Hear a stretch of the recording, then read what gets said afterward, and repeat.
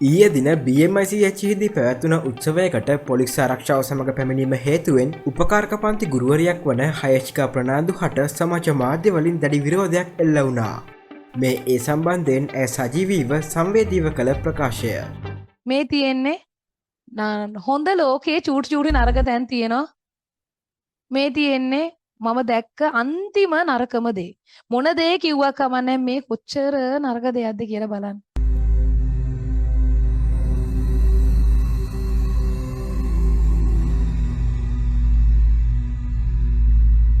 මූණෙන් නම් මම නෙමේ. ඇඳුම විතරයි මගේ. නම මගේ. ඔහොම තියුම් බබාලා ඉන්න නිසා. එතකොට මේ විදියට ගුරුදේවි හයශිකා ගුරුදේවි කියලා පිරිමයක් 25000 ගානේ මං අලෙවි කරනවා කියලා. එහෙම එකක් යනවා බුදු අම්මෝ මම පව්වට කරන්න බයයි. එකක් මම මේ මොන තරම් කැත හිද්ද මොන තරම් කැත හිද්ද මට හිතා ගන්න බෑ. මේ විදියට මේ මූණ මගේ නෙමෙයි නිලියෙක්ගේද මන්ද. මේ මට වඩා චුට්ටක් වයස මූණක් තියෙන්නේ නේ. මේ තව අවුරුදු 2-3ක් යද්දි මේ ගාන්ට එයි සමහර විට. මේ ඒ වුණාට තාම මගේ මූණ මේ විදිහයි. ඇඳුම මගේ වගේ නම මගේ. අන්න ඒ නිසයි මම මේම පෙන්නුවේ මේ ටිකේ Tamanට views ගන්න යන දේවල් pages වල. සමහර හොඳ ඒවත් තියෙනවා නරක. හොඳ නරක දෙකම තියෙන ලෝකේ නරක පැති කොටස කතා කරන්න ආසම නෑ මම. හැබැයි උත්තර දෙන්න කියලා උදේ ඉඳන් ඉල්ලීම් කරපු නිසා මගේ ආදර දෙමව්පියෝ ඒගොල්ලන්ට ගෞරවය පිණිසයි මම කතා කරන්නේ. මේ කොච්චර නරකද මේ අත් වැඳෙන්නේ බුදුහාමුදුරන්ට. මේ අත් වඳින්නේ මම විශ්වාස කරන දෙවියන්ට. මේ අත් වඳින්නේ මගේ අම්මට තාත්තට. මේ අත් වඳින්නේ මගේ ගුරුවරුන්ට. මේ අත් වඳින්නේ ඊට පස්සේ මට වඩා වැඩි හිටියන්ට. ඒ ඇරෙන්න මට කවුරුත් වඳින්න ඕනේ නැහැ.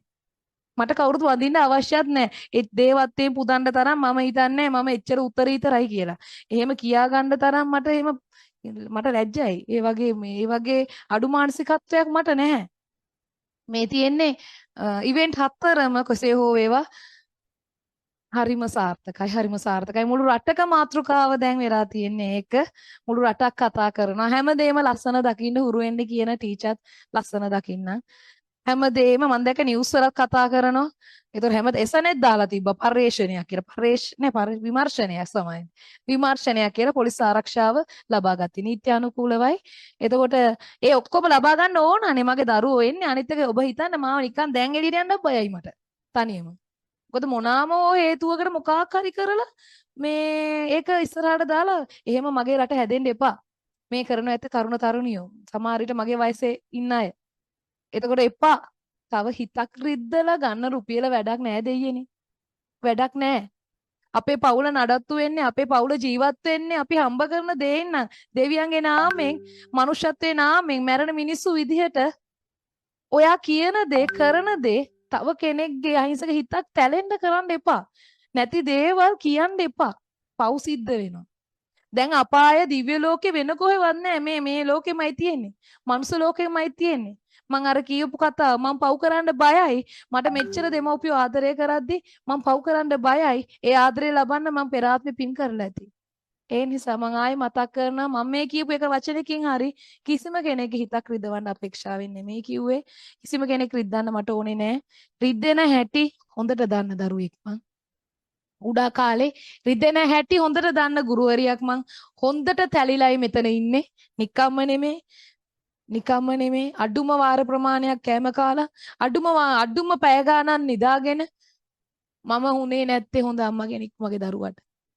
මොකද මගේ දුව අනිත් අය මට උම්මා දෙනකොට අම්මට උම්මා දෙන්න වෙලා නැහැ කියන දුවෙක් මට ඉන්නේ.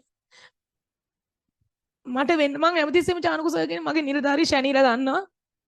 මං දන්නවා මං හොඳ දුවෙක් කියලා. මං හොඳ ශිෂ්‍යාවක් කියලා. මං දන්නවා මං අනිත් චරිත හැම දෙයකටම මම හොඳ චරිතයක් හොඳ මම්මගේ චරිතය කරන්න තියෙන උපරිම යුතුයකම් ඉටු කරනවා කියන්නේ මං දන්නවා අම්මා කියන තැනදී මං අඩුයි වගේ මටම දැනෙනවා මගේ දුවට මං ඉන්න කාල ප්‍රමාණය අඩු නිසා මොකද ඒ හැරෙන්න මං හිතනවා ගෙවන මුදලට හරියට හිතට අරගෙන උගන්වන ගුරුවරියක් මම හරියට හිතට අරගෙන උගන්වන ගුරුවරියක් මම කොහෙන්වත් අඩුපාඩු තියන්නේ මට මෙච්චරක්වත් බැරි වෙයිද දන්නේ නැහැ කියලා මං බයෙන් ඉන්නේ මම හැම තැනම අප්ඩේට් කොතනකින් හෝ අලුත් දෙයක් උගන්වනවා නම් මගේ දරුවන්ට නැති මං ඒ දේ හොයන් ඇවිල්ලා මගේ ළමයට උගන්වනවා. දෙමව්පියෝ ගෙවන රුපියල් 18 මේ අත් දෙක ණය නැහැ. මගේ තාත්තා කවදාවත් වංච කරලා මට කණ්ඩ දීලා නැහැ. මේ හයිය ඇවිල්ලා තියෙන්නේ. තාඩිය මහසියෙන් හම්බ කරපු මගේ තාත්තගෙන් කාලා බීර මගේ තාත්තා කාවර ඉද්දලා සල්ලි අරගෙන නැහැ. හොරකම් කරපු කෙනෙක් නෙමෙයි මට ඉන්නේ. ඒ ඉන්න එයාගෙන් කාලා බීර හැදිච්ච දරුවෙක් මේ ඉන්නේ. මගේ මහත්තයා රාජ්‍ය සේවකයෙක්. එතකොට එයා කවද අපි ලැජ්ජයි හොර වැඩ කරන්න අපි ලැජ්ජයි තව කෙනෙක්ව දුක් කරලා හම්බ කරන්න තව කෙනෙක්ගෙන් අසාධාරණ සල්ලි ගන්න බයයි මන් දන්නවා මේ පව් පරිස්සම් දෙනවා කියලා ඒ නිසා මතක් කරනවා ආයෙමත් මේ ලයිව් එක අවසන් කරනවා මම මෙවැනි වීඩියෝස් ඉදිරියටත් බලන්න සබස්ක්‍රයිබ් කර රැඳී සිටින්න අප සමග